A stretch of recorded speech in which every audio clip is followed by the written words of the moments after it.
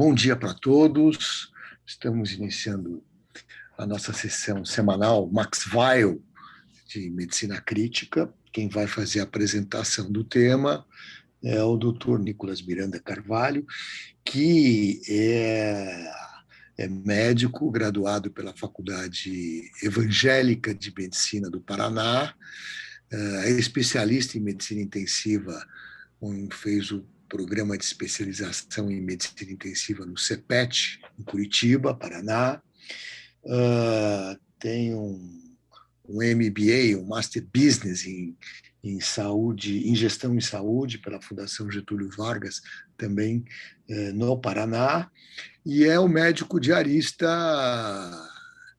sênior do Hospital Regional do Litoral Norte, em Caraguatatuba. Ele vai apresentar um tema que é o manejo e resposta aos fluidos nos pacientes críticos, que é o dilema existencial dos intensivistas, né?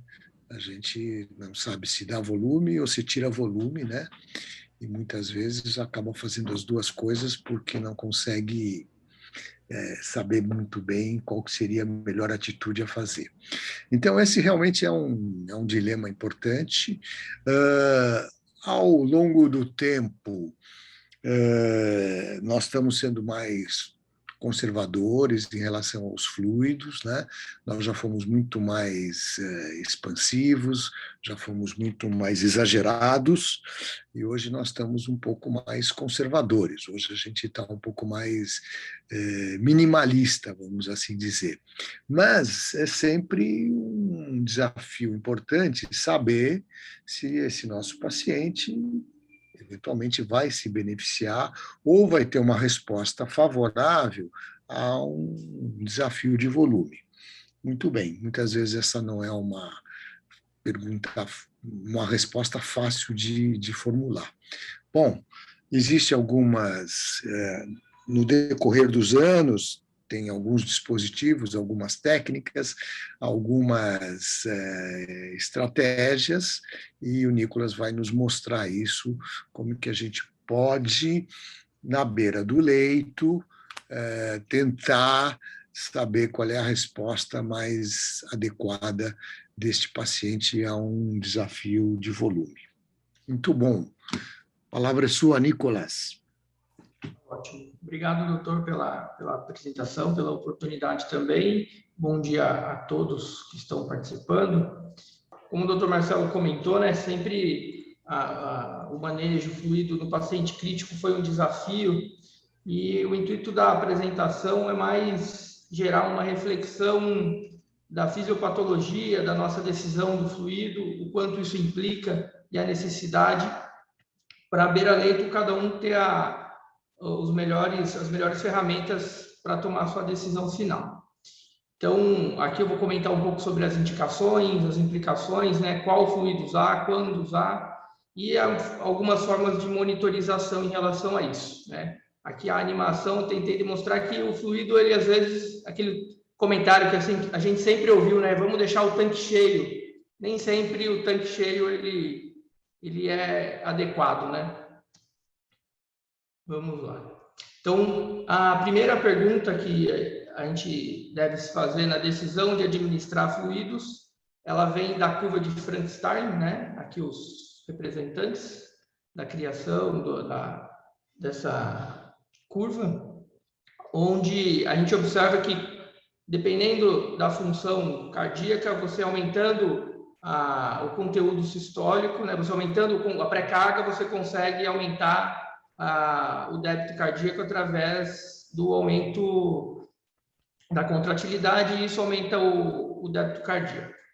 Então, a primeira pergunta que a gente se faz em relação a fluidos é realmente aumentar a perfusão, melhorar a perfusão do paciente, né? Dentro disso, teve um trabalho questionando o porquê foi realizada um desafio de fluido ou uma ressuscitação fluida, e apenas em torno de 40% avaliaram que a indicação para uma reposição de fluido foi pensando na melhora da perfusão ou um baixo débito cardíaco, né? Essa mesma pesquisa ela foi foi repetida um tempo depois, mostrando que a gente se desenvolve também, né? Não fica lá para trás, vai crescendo, não fica no tempo das cavernas, como o Dr. Marcelo comentou, já fomos muito mais liberais, agora um pouco mais restritivos, e essa pesquisa repetida alguns anos depois já teve um aumento dessa resposta, em que a indicação de utilização do fluido foi baseada na melhora da perfusão, na melhora do débito cardíaco, né? Todo paciente em choque, né? Ele, alguns trabalhos aqui do Jean Vincent e algumas publicações mais recentes começaram a observar que o choque ele passa por 4 grandes fases, né? Que eu vou comentar adiante. E a fluidoterapia ela deve se encaixar nessas 4 fases do choque, né? Essas 4 fases do choque elas são primeiro a ressuscitação inicial, a fase de reanimação mesmo, né? Passando por um momento de otimização e aperfeiçoamento, depois uma estabilização, e no final, quando todo o processo inflamatório e de ressuscitação foi atingido, foi equilibrado, fazer a derressuscitação, o desescalonamento do volume, né? Então, cada fase do choque e da utilização de fluido, ela vai ter uma quantidade de volume a ser oferecida, uma maneira de ser avaliado e também de dar continuidade no tratamento do paciente, né? Essa curva ela é representada aqui pelo status volêmico. Então, a fase inicial, onde há uma depressão total, absoluta ou relativa, vou comentar adiante em relação a volume estressado. Você atinge a fase de ressuscitação, mantém o paciente com uma volemia adequada e depois do choque resolvido, do quadro estabilizado, você faz a redução do volume do paciente, do excesso de volume no caso, né? Ok, um ponto importante que eu acabei encontrando um dos artigos e achei válido trazer para a discussão, todos os trabalhos que avaliam fluido responsividade ou até estratégias liberais ou restritivas de volume, ou comparando quais cristalóides ou coloides vão ser utilizados, eles têm seus critérios de inclusão e exclusão, mas vale nós estarmos atentos para ter uma análise crítica desse trabalho, em qual momento da utilização do fluido foi realizado esse trabalho, né? Alguns trabalhos utilizaram no momento de resgate, como os 2 primeiros citados, demonstrados aí acima, e outros trabalhos utilizaram o paciente já numa fase de otimização, né? Então, ter esse olhar crítico em qual momento do choque e da estratégia de fluido a gente está avaliando cada publicação. Ok. Entrando nesse mérito da fluido-responsividade, da utilização dos líquidos, né, dos fluidos, cristalóides, coloides, qualquer que seja, sangue, né, hemoderivados, a gente precisa analisar 3 grandes pontos. Isso é bastante importante. Primeiro, a primeira pergunta, né? Esse paciente precisa de fluido, né? Isso a gente vai analisar pela perfusão, pela necessidade de otimizar o débito cardíaco dele. Tem alguns trabalhos que já demonstraram que não necessariamente a gente precisa ter grandes ferramentas para avaliar isso. O Andrômeda Shock é um trabalho recente aí que demonstrou a utilização da perfusão, né? Do tempo de enchimento capilar como um sinal de baixa perfusão. Isso pode ser utilizado para essa triagem, para levantar essa interrogação de que o paciente ele possa estar com uma perfusão deficitária. Então, ele tem déficit, né? Esse paciente ele responde ao fluido, o fluido a estratégia terapêutica que ele precisa. Isso a gente vai avaliar com as manobras de fluido responsividade, e aí entra dentro de um grande leque de possibilidades. Isso pode ser feito através de manobras, ultrassonografia beira-leito, a ecocardiografia beira-leito. Existem algumas ferramentas, eu não vou entrar em detalhes porque seria tópico de uma única apresentação, né? Vendo que esse paciente ele tem uma responsividade e ele está precisando de volume, não significa também que isso já está liberado para sair fazendo grandes quantidades de cristalóides ou outro fluido. Esse paciente ele tolera esse fluido a mais, né? Esse paciente ele tem sinais de sobrecarga, aí a gente começa a avaliar balanço hídrico, função renal, capacidade pulmonar, né, o quanto esse pulmão já tem sinais de congestão, isso tudo pode entrar na decisão na hora da tolerância ao fluido. Então, essas 3 grandes perguntas são bem importantes. O paciente precisa, ele responde e ele tolera, né? Entrando nisso, essa responsividade, como eu falei, tem diversas maneiras, através da ultrassonografia, apesar de alguns trabalhos mostrarem que a ultrassonografia na emergência, na identificação do choque, ela não reduziu mortalidade, mas não é uma ferramenta totalmente indispensável hoje no manejo beira-leito do paciente na terapia intensiva. O Fênix, né, um outro trabalho também importante, ele demonstrou uma questão curiosa que a gente pode observar.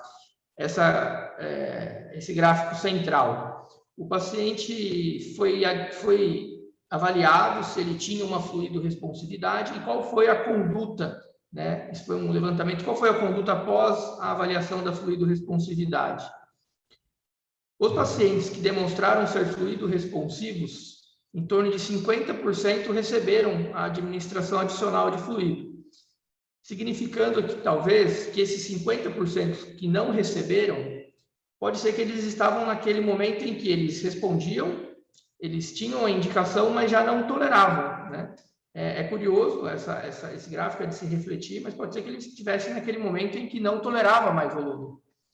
O contrário também ocorreu, né? Pacientes que não tinham sinais de fluido-responsividade e em torno de 50% receberam volume, né? Será que o colega que fez a avaliação e viu que o paciente não tinha sinais de fluido-responsividade, ele considerou a ferramenta utilizada para ele dentro das variáveis que cada ferramenta tem e julgou clinicamente que aquele paciente merecia fluido? Também é um outro ponto de vista em relação a fazer volume mesmo nos pacientes sem fluido-responsividade. Uma característica já relacionada à ventilação mecânica, eu quis trazer aqui também bem breve. A gente tem visto bastante paciente com complacência reduzida, aqui já nesse momento Covid que a gente está passando, observar que pacientes com uma complacência reduzida, as ferramentas de avaliação de fluido-responsividade são baseadas na interação coração-pulmão, nas pressões intratorácicas. Então, esse gráfico à direita, essa curva, né, ela mostra que quanto menor a complacência, a sensibilidade e a especificidade elas vão reduzindo, demonstrando que tem uma menor interação da capacidade de prever essa fluido-responsividade. Um organograma, né, um fluxograma para essa decisão que eu comentei previamente. Então, o paciente ele tem sinais de perfusão reduzida, sinais de baixo débito, ok. Ele tem uma perda óbvia de fluido, ele tem uma depressão, é um politrauma, é um paciente que você já tinha avaliado ele previamente, ele já tinha uma euvolemia e fez um choque. Então, nessa fase inicial, é aquela fase de resgate, ressuscitação. Não, esse paciente não tem uma hipovolemia clara. Você vai avaliar a pré-carga dele, a responsividade. Considerar nessa avaliação da pré-carga as variáveis que foram citadas. O paciente está em ventilação espontânea, isso pode interferir dependendo da ferramenta que você utiliza para fluido-responsividade. Esse paciente apresenta uma arritmia e que também, dependendo do desafio que você vai analisar, ele tem seus cuidados. É um paciente com um pulmão com uma complacência reduzida, utilizando baixos volumes correntes, isso pode interferir na tua análise. Ok, feita a análise, feita todo esse ponto, você optou, né, dentro das ferramentas para essa análise, a gente tem a elevação passiva das pernas, os mini desafios de fluidos, até a avaliação ecocardiográfica da via de saída, tem várias possibilidades. Esse paciente ele apresentou sinal de fluido-responsividade.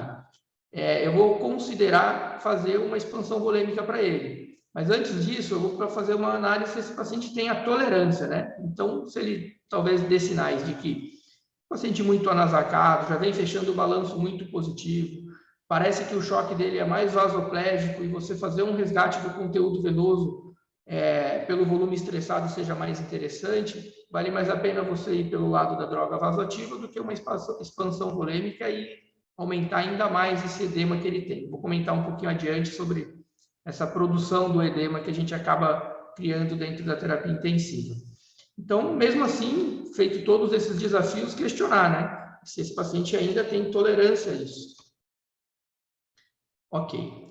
Dentro da curva que eu havia comentado, né, a gente já viu lá de Frank Starling, a gente vai ter um momento em que o fluido pode melhorar o débito cardíaco, né, mas vai chegar no momento da curva em que esse volume ele já não vai produzir aumento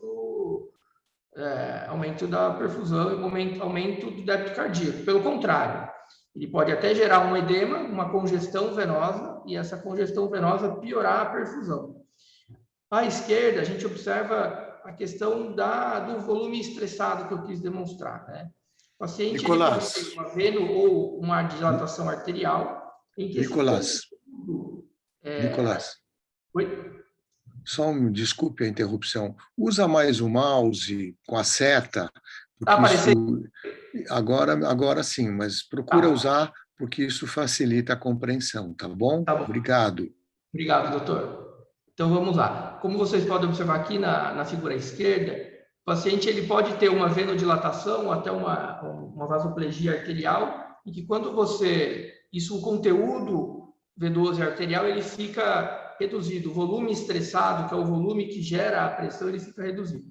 Quando você utiliza um vasoconstritor, ele faz uma vasoconstrição não só arterial, né, como também uma vasoconstrição venosa. Isso faz um resgate daquele volume aprisionado no sistema venoso, aumentando o retorno venoso.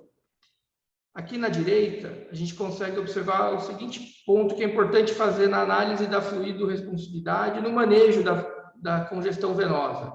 Considerar que o sistema venoso, a pressão de perfusão capilar, ela depende da pressão arterial média, que vai gerar essa pressão capilar, porém, ela tem o componente do retorno venoso, né? A pressão venosa central, que é uma ferramenta que a gente algumas vezes utiliza para avaliar indiretamente essa capacidade venosa, ela representa muito próximo esse sistema venoso pré-capilar, né? A gente mede lá na veia cava, a pressão do átrio direito, mas ela representa muito próximo a pressão pós-capilar, né? Então, se eu tenho uma congestão venosa, uma pressão venosa muito elevada, eu vou comprometer a perfusão também. É importante essa reflexão nos pacientes que possuem uma congestão, uma pressão venosa muito elevada, em relação à decisão da meta de pressão arterial, né, para você manter uma pressão de perfusão tecidual aumentada. Então, fica aqui essa reflexão em relação à meta de PVCs muito elevadas. O ideal seria utilizarmos a PVC como uma ferramenta de limite, né? Uma ferramenta em que já pode comprometer o estado de perfusão por aumento da congestão venosa. Ok. Da onde vem aqui pode parecer um pouco antigo, né? Ou lá dos primórdios do academicismo, a questão do glicocálice, do início de toda a fisiologia, mas me fez entender melhor o motivo dessa geração do edema, e isso que eu queria tentar compartilhar com vocês. O motivo da geração do edema e até compreender algumas ferramentas, algumas condições sobre o uso de cristalóides e coloides que eu vou comentar adiante, né? Esses são trabalhos recentes, inclusive tem alguns trabalhos mencionando o glicocálice em relação ao COVID, esse dano do glicocálice pelo COVID, né, aumentando a permeabilidade vascular. O que eu tento demonstrar aqui, né? Esses capilares, o glicocálice, ele é responsável pela manutenção da pressão oncótica, né? Da pressão, além da pressão hidrostática, da pressão oncótica intravascular. Quando há um dano desse capilar, desse glicocálice, isso que vai gerar o aumento da permeabilidade vascular, isso que vai levar ao aumento desse extravasamento de líquido. Então, quanto mais fluidos você oferece para um paciente que tem o dano nesse glicocálice, ou seja, ele tem um dano direto endotelial ou inflamatório por qualquer motivo, esse paciente ele acaba extravasando o conteúdo arterial para o interstício, né? O conteúdo vascular para o interstício. Isso leva a uma piora do edema. Esse edema pode ser pulmonar, renal, então o excesso de fluido vai acabar comprometendo de toda forma. Aqui um vídeo rápido, só tentando ilustrar essa questão. Aqui as fenestras que tem dentro do endotélio, onde pequenas estruturas ultrapassam, além da proteção do glicocálice, que é demonstrado aqui. Quando há dano desse conteúdo de glicocálice, há um aumento na permeabilidade e moléculas maiores acabam extravasando para o interstício. Então, nem sempre aquele volume que a gente oferece para o paciente, ele acaba ficando dentro do sistema vascular. Ok. Feito essa análise que é preciso refletir o conteúdo de volume do paciente, qual escolher, né? Isso também é um debate muito grande em relação a soluções balanceadas, o soro fisiológico tradicional, albumina, hemocomponentes, né? Isso tudo tem grande espaço para discussão. O que eu acabei comentando sobre a permeabilidade vascular, ela acaba explicando bem em relação à comparação de cristalóides e colóides, né? O colóide, ele tem algum espaço ainda em situações em que o nosso organismo ele não passou por um trauma, ele não está em estado inflamatório. Então, aquela molécula maior, ela consegue realmente se manter dentro do intravascular e manter uma expansão volêmica.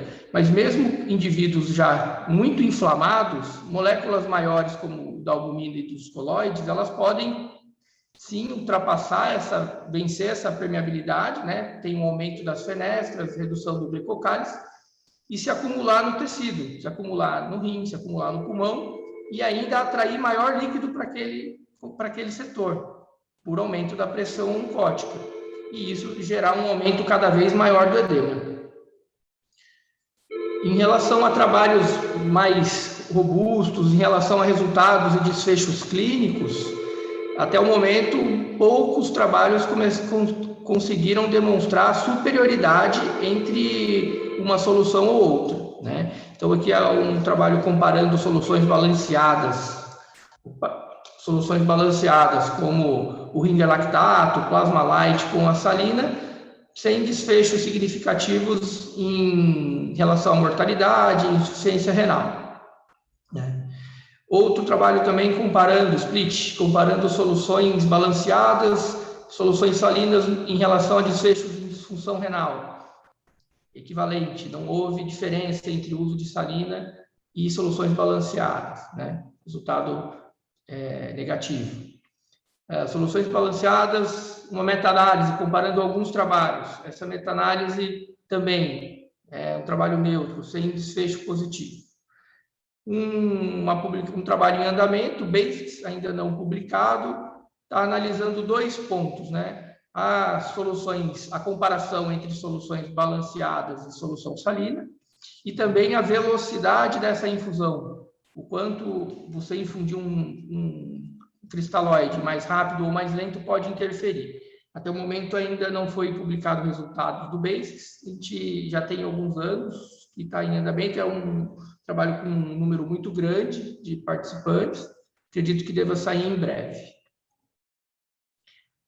Uma questão importante a ser vista na decisão entre a escolha da solução salina ou a solução balanceada é de ter o conhecimento da composição daquele fluido, né?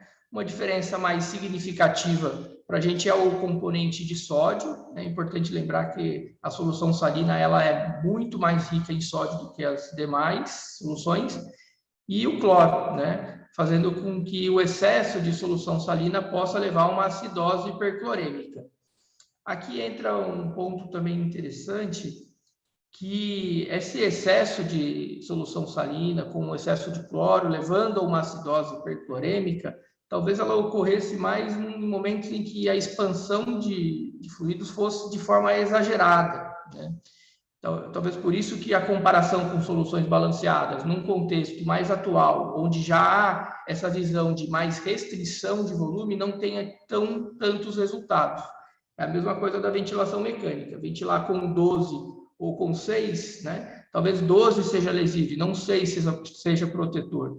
Aqui, talvez a solução não tenha tanta diferença, mas o excesso da solução com sódio possa trazer danos como a acidose hiperclorêmica, né? Ok, comparando então agora os colóides, que são outro grupo, né, de fluidos que a gente pode utilizar na ressuscitação. Então, comparando colóides com cristalóides, o estudo Crystal também teve uma tendência, não uma tendência, mas não teve um N significativo a favor dos colóides, né? Claro que isso entra naquilo que eu comentei lá no começo, né? Qual foi a característica do trabalho, em qual momento, quais eram os pacientes que foram utilizados para essa análise, né? Então, esses pacientes, eles não teve um P significativo, mas não aumentou, não demonstrou aumento de mortalidade nem dano com o uso de colóides. É preciso ir a fundo desse trabalho e entender qual foi o contexto em que ele foi utilizado. Tem várias margens de segurança, não podia ser extrapolado doses do colóide, então teve vários cuidados demonstrando que o colóide pode ter seu espaço, depender do momento e a depender da condição do paciente. Porém, os trabalhos já com mais pragmáticos dentro da terapia intensiva não mostraram essa vantagem do colóide, pelo contrário, aqui no caso a hidroximetil a 10% demonstrou aumento da mortalidade, tanto que ele foi retirado de circulação, vou até na Europa, né, vou mostrar aqui adiante, comparando o colóide com a salina, também sem evidência de melhora na mortalidade, nos resultados, um resultado ruim. Comparado com o Ringer, também não teve um resultado positivo, né?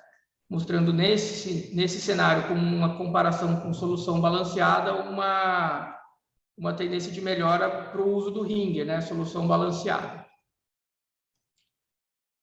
Aqui o que eu havia comentado, até com esses resultados do colóide, né, dependendo da situação, em sepse, em outros pacientes críticos, a agência europeia acabou suspendendo o uso do colóide e foi proibida a utilização e, numa sequência, foi não recomendado, né?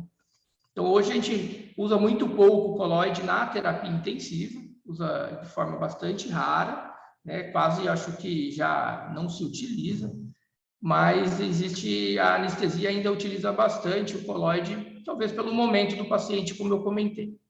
A albumina, que ainda tem um certo espaço, né, também teve alguns trabalhos comparando a albumina, que assim como o colóide, dentro de trabalhos comparando com a solução salina, não mostraram desfechos positivos, nem impacto na mortalidade ou disfunção renal, mostrando que o bom e barato cristalóide, ele ainda tem os mesmos resultados. A albumina, dentro do choque séptico também, sem diferenças, né? Resultados neutros, negativos, né? Fica aí essa reflexão. A albumina, em alguns trabalhos envolvendo pacientes com comprometimento hepático, cirrose, peritonite, talvez tenha um benefício dentro daquele cenário que eu comentei anteriormente, fora do estado inflamatório, mas também ainda bastante questionável. Ok, então, dentro dessa avaliação, como que os pulmões e os rins se comportam, né? Agora, entrando já naquela fase, a gente conversou sobre a ressuscitação inicial, sobre a otimização da perfusão, entrando já na fase de descalonamento, na fase de saída dos fluidos, né? Então, quem vai ter o maior impacto e atenção nisso vão ser os pulmões e os rins, que vão ter um grande benefício.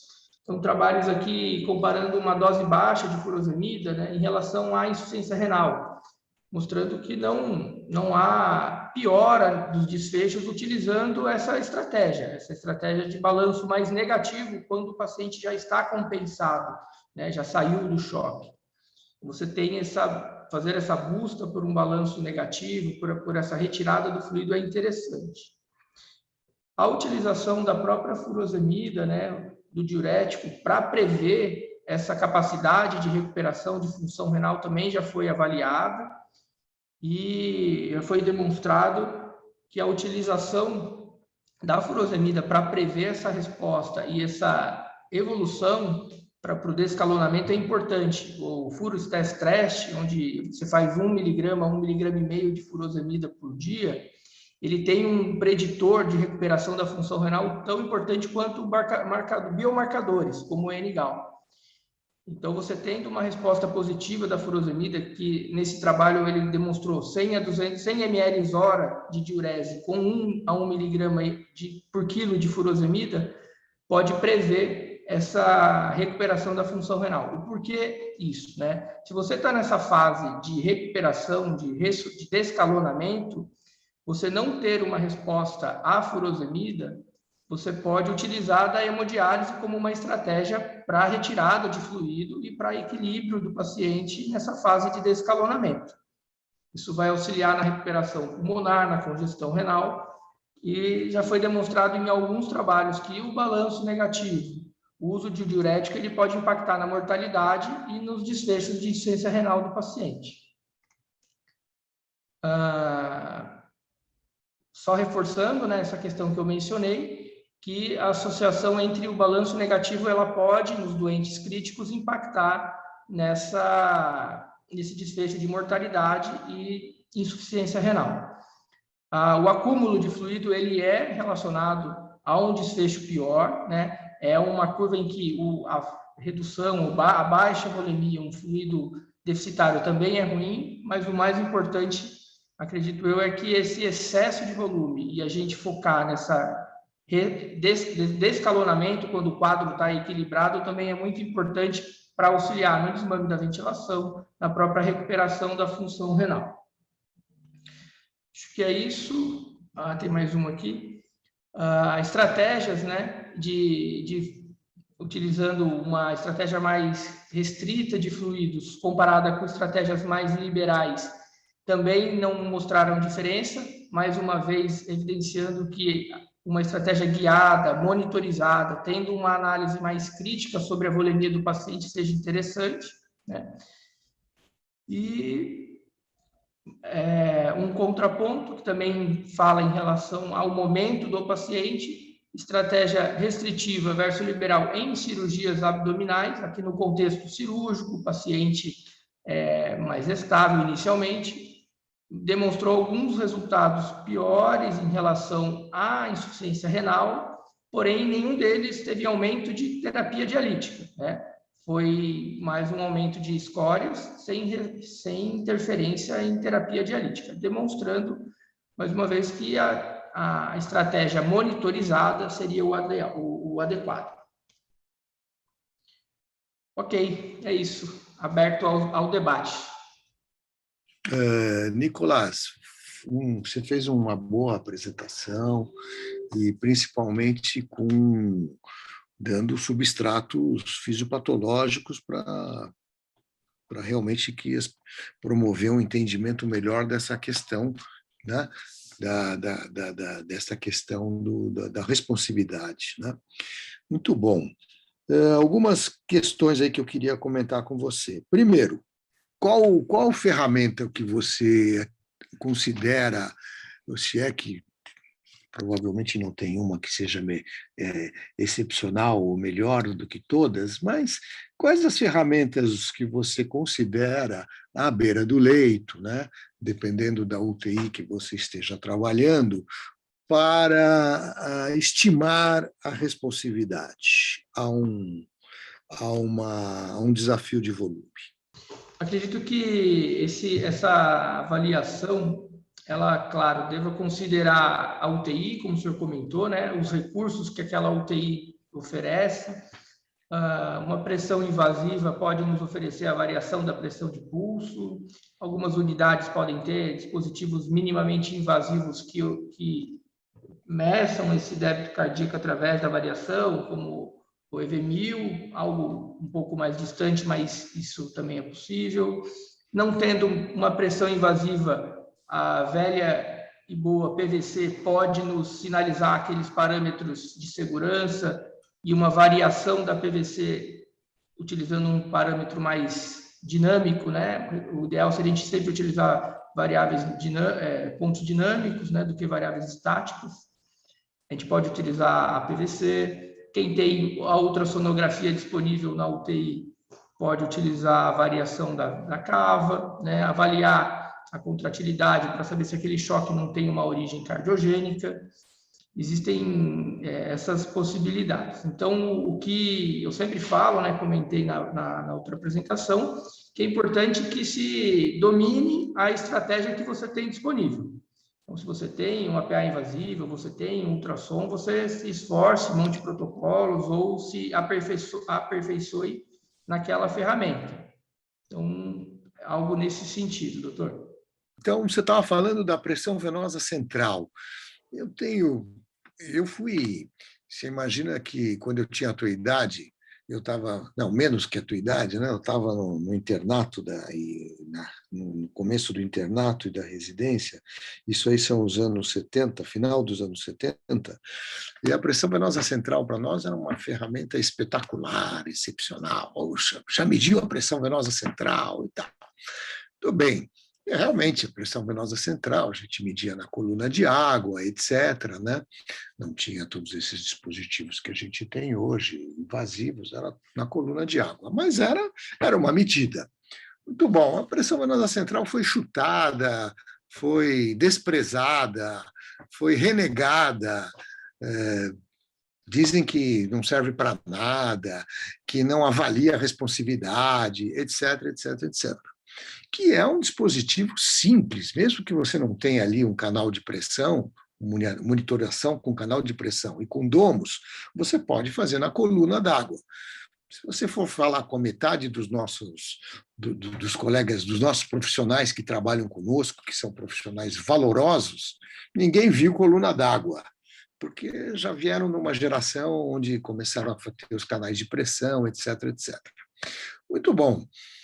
Eu queria saber, vamos discutir um pouquinho sobre pressão venosa central. Eu sei que é uma medida estática, eu sei que se a pressão venosa central tiver um pouco aumentada, normal ou aumentada, talvez não signifique muita coisa. Se você falou, a gente sabe que a complacência do sistema venoso é muito grande, é muito larga, né? Então cabe ali volume e tal. Mas você pode dinamizar um pouco a pressão venosa central. Você pode ver como é que ela respondeu com uma infusão de volume. E uma pressão venosa central baixa, numa perspectiva que você tem um déficit perfusional e que você precisa tomar alguma iniciativa para corrigir o déficit perfusional, uma pressão venosa central baixa é um bom indicador. O que você acha? Acho que sim. A pressão venosa, a gente podia ter uma apresentação de 1 hora aqui para discutir todas essas questões de utilização da pressão venosa, qual a forma de utilizar ela da melhor maneira, né? Acho que é mais um item a ser somado na avaliação multifatorial que eu comentei no início, avaliar o momento do paciente. Então, a pressão venosa, eu costumo utilizar ela como um limite, né, como o senhor comentou, de uma pressão venosa alta me faz guiar uma PAM mais alta para ter uma perfusão adequada. Isso é importante. Alguns pacientes com componente cardiogênico, a gente tenta tolerar uma vasodilatação para ele, mas se ele tem uma pressão venosa alta, se ele não tiver uma pressão arterial média também alta, isso é ruim. Então, a gente tem que equilibrar isso. Então, usar a PVC como um limite superior. E quando o paciente tem uma PVC baixa, muito baixa, avaliar essa complacência, né, vascular. Então, fazer sim provas de volume e avaliar quanto variou a PVC. Uma PVC de 2, que você acredita, fazendo a tua análise, que o paciente ainda possa estar ali euvolêmico, talvez até hipervolêmico, mas tem uma PVC baixa. Você faz uma prova volêmica com ele vai de 2 para 10, é um sinal ruim, que pode ser que realmente a tua complacência venosa já atingiu um limite, né? Então, acho que sim, tem espaço para PVC, sendo em coluna ou em dispositivos invasivos, mas ter essa análise crítica da variação da PVC e tomando todos os cuidados com a aferição. Bem, porque eu tenho percebido, às vezes, que realmente o pessoal tá se afastando um pouco da pressão venosa central, que é simples, fácil de medir e que muitas vezes pode trazer alguma informação. Outra questão que eu acho que é importante, você mencionou, mas eu acho que é importante a gente reforçar, é que, assim, muito bem, você pode ter algumas medidas, pressão venosa central, pode estimar a cava pelo ultrassom, pode ter um delta-PP, que para nós é mais difícil, porque os nossos pacientes não são tão estáveis quanto os da anestesia, mas pode, enfim, você pode eventualmente ter alguma ferramenta ali que te indique que eventualmente haveria uma responsividade. Mas isso não quer dizer que você deva oferecer um desafio de volume, porque eventualmente o paciente não tem nenhum dano perfusional. Então, isso é uma coisa importante para a gente abrir os olhos para todos, que nós não somos perseguidores da normalidade. Não é porque a PVC normal tem que ficar entre 8 e 12, a pressão arterial média tem que ficar entre 65 e 85, 90 e assim por diante. Nós não temos que perseguir isso. Nós temos que perseguir se o paciente tem um déficit perfusional. Se ele tem um déficit perfusional, a gente deve tentar avançar um pouquinho mais para saber qual é a natureza desse déficit ou qual é a fisiopatologia mais provável e tentar fazer uma intervenção nesse sentido. Às vezes pode ser volume, às vezes não. Às vezes pode ser vasopressor, inotrópico, etc., etc. Ou até mesmo, às vezes, vasodilatador, enfim. É complexo. Mas o que eu queria chamar a atenção é que nós não somos perseguidores da normalidade. A gente precisa perguntar para nós mesmos e para os demais que nos acompanham na visita se há algum déficit perfusional para ser corrigido, certo? Bom, eu estou vendo que o nosso diretor técnico, o Dr. Marco Aurélio Pereira, que está nos honrando com a sua presença, quer fazer uma pergunta ou uma observação para você, Nicolas. Passo para o Marco Aurélio. Obrigado, doutor Mock. Bom dia a todos ainda. Só transmitindo a mensagem de doutor André Guanais, dos parabéns novamente pela sessão, do privilégio que a gente tem aí de ter o Nicolas com a gente, falando de um assunto tão relevante. Mas indo para os meus comentários, e aí eles são extensivos a você, doutor Mock, né? Para ajudar o Nicolas e a doutora Rosa também. Apesar de estar um pouquinho afastado da literatura de terapia intensiva, eu sou um cardiologista, né? Eu meditei algum tempo, né, nessa área e tinha muito interesse. E o tema ressuscitação volêmica, sobretudo a pergunta cristalóide ou coloide, permeou pelo menos 2 décadas nos congressos de terapia intensiva nacionais e internacionais. E é estranho, né, doutor Mock, que essa pergunta parece que ela não é possível de se responder. Ora é um lado, ora é um outro, ora o efeito do tratamento, como mostrado aí pelo Lucas na meta-análise, ele não aparece. O que isso me traz, num âmbito até filosófico? Que essa pergunta não é a pergunta certa. A pergunta certa é o quanto fazer e como fazer. Então, esses instrumentos, a gente passou aí, né, doutor Mock? Pressão de oclusão de artéria pulmonar, PVC online, delta-PP, lídico, etc. Vários instrumentos. E a gente realmente parece caminhar para a pergunta correta, que é quando fazer e quanto. Muito mais do que fazer, colóide ou cristalóide.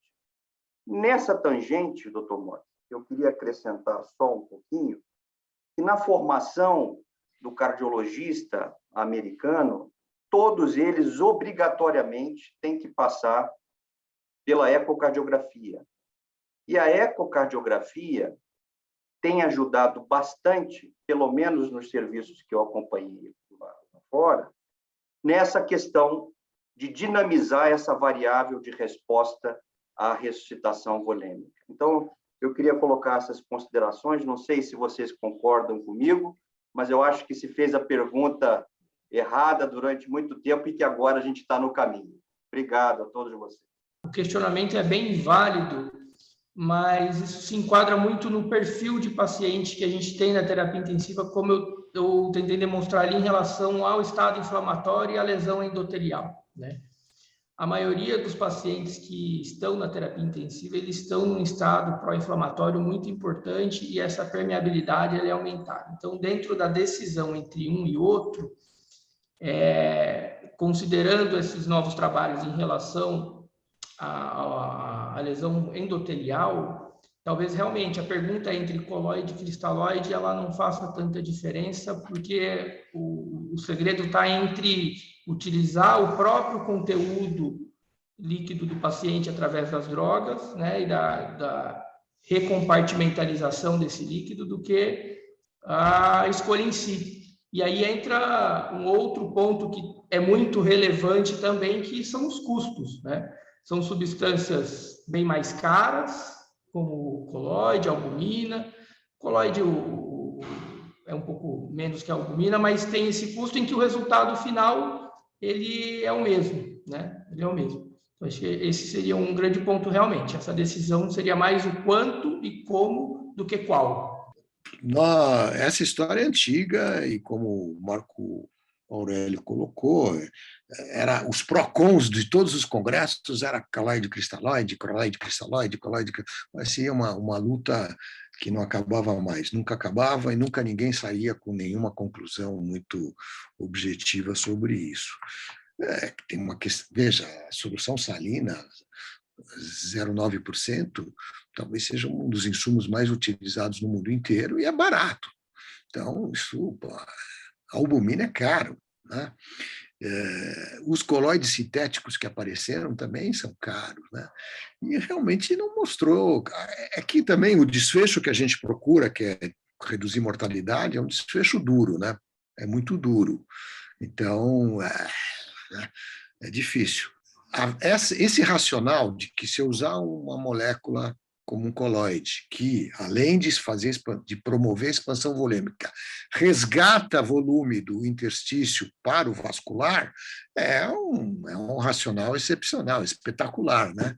Muito bom. Então, de repente, a gente poderia usar uma quantidade menor de coloide em relação ao cristalóide, e mesmo as soluções hipertônicas, que são cristalóides hipertônicos, também foram tentado, né, utilizar, e aí numa quantidade menor do que o cristalóide habitual, a 0,9, mas nada disso mostrou um melhor desfecho, né, que, volto a insistir, o desfecho que a gente ficou olhando é mortalidade. Então, é difícil, né? É difícil, é muito duro esse desfecho. Nós trabalhamos no sistema de saúde, no sistema público de saúde. Então, nós temos que ter um olho no custo com muita atenção. Então, não vejo muito papel por enquanto. A gente fica com a salina normal. Mesmo as salinas balanceadas, tem o Ringer lactato, que é uma salina, que é uma solução balanceada mais antiga, e tem a pressão aí das novas, né, que é o Plasma Light, que teria uma concentração menor de cloro, mitigando a acidose hiperclorêmica, que realmente a acidose hiperclorêmica, gente, ela acontece e tal, mas a gente vê quando a expansão volêmica era 3, 4, 5, 8 litros, né? Aí realmente fazia uma acidose hiperclorêmica. Hoje a gente estamos mais comportados, né? Então esse problema tende a reduzir muito. Mas mesmo o Plasma Light também, até agora o Basics e tal, nenhum trabalho mostrou uma superioridade. Como ele custa 10 vezes mais caro, fica difícil, né? Entendeu? Eu não fui acostumado. A Rosa, que sempre trabalhou em hospitais de rico, ela talvez tenha mais experiência do que eu nesse sentido. Eu sempre fiquei aqui trabalhando no sistema único, no SUS. A gente tem que... aquilo que realmente faz diferença, a gente vai atrás e vai falar com o diretor e vai pedir para colocar, para gastar. Mas em relação, por exemplo, ao Plasma Light, então, eu nunca tive essa convicção. Eu concordo. Acho que essa visão principalmente essa visão de que realmente a gente está usando muito menos volume. Então, as coisas ficaram mais claras para a gente enxergar, né? Realmente, a aula do Nicolas, agora, sim, a aula do Nicolas foi muito boa, foi muito esclarecedora, foi didática, inclusive em matéria de processos de terapêutica. A maneira de você entender se o paciente precisa, se ele tolera, isso é o raciocínio da beira-leito, e que, se todo mundo puder incorporar, os problemas estão resolvidos.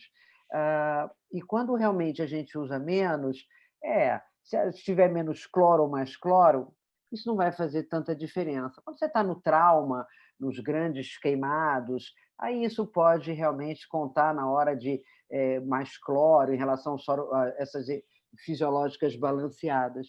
Mas, sem dúvida nenhuma, o ótimo é inimigo do bom, e a gente precisa olhar o que precisa e a hora que precisa fazer e quanto precisa. Eu acho que, se a gente tivesse que colocar aí as nossas conclusões, né, key points aí, eu acho que esses seriam as nossas conclusões. Mais uma vez, Nicolas, parabéns pela aula.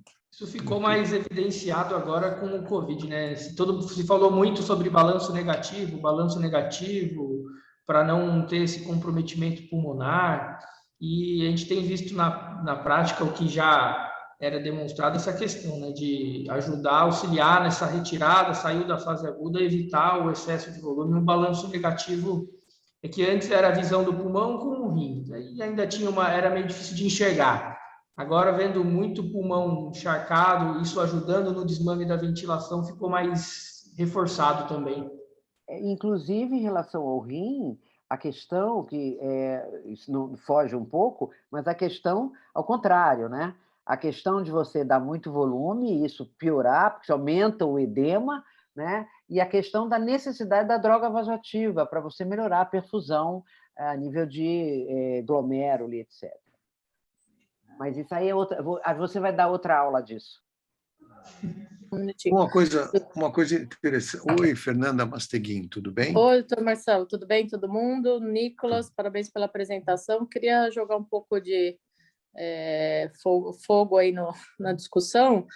No congresso desse final de semana de anestesia, o Paulista, o Copa, os anestesistas comentaram bastante que o soro fisiológico foi massacrado aí com...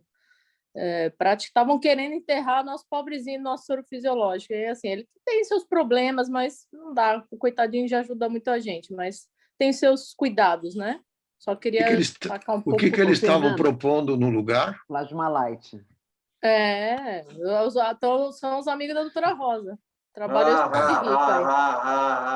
né, Fernanda? Plasma Light. A questão é que todo ano, Fernanda, todo ano é mentira, mas eu já fiz eu fui inclusive convidada uma ou duas vezes para Congresso Paulista de Anestesia, e eles realmente são fãs do Plasma Light. Não vou fazer mais nenhuma consideração, mas está vendo que eu acertei em cima, né? Não me surpreende absolutamente nada. Doutora Rosa, a senhora está saindo pela tangente. Eu nunca usei Plasma Light no Samaritano, eu sou inocente. Nós chegamos a ter um pouco de Plasma Light lá no regional também. Não sei, alguém comprou ali, ficou um pouco. Mas não. Enfim, eu nunca senti falta, você quer saber. A questão é assim, do ponto de vista, eu não vejo aquela história. Os anestesistas é que usam realmente. Eu não tenho, e realmente para nós, dentro da nossa, exatamente do que a gente acabou de conversar, eu não consigo me convencer, né? Porque esbarra na minha modesta opinião, realmente na quantidade, né? Não sei. Talvez nas grandes cirurgias, quando eles fazem muitas reposições, não em quantidade, mas em tempo, né? Porque aí também... eles vão tendo que repor e perda, eu não sei. pode ser que tenha algumas cirurgias realmente que são complexas, transplante de fígado, etc., que tem muito tempo de cirurgia, muito volume, etc. Isso foge um pouco da nossa... O nosso conhecimento. E do nosso escopo também. Mas, Isso, assim, agora perfeito, dizer que Marcelo. salida não serve para nada é exagerado, né? É um pouco exagerado. Uma outra coisa interessante que o Nicolas mostrou, que isso é importante para todo mundo também, é o seguinte: todas essas ferramentas que a gente tem para tentar estimar um pouco a responsividade, etc., muitas delas se apoiam na questão de você pressurizar o pulmão, né?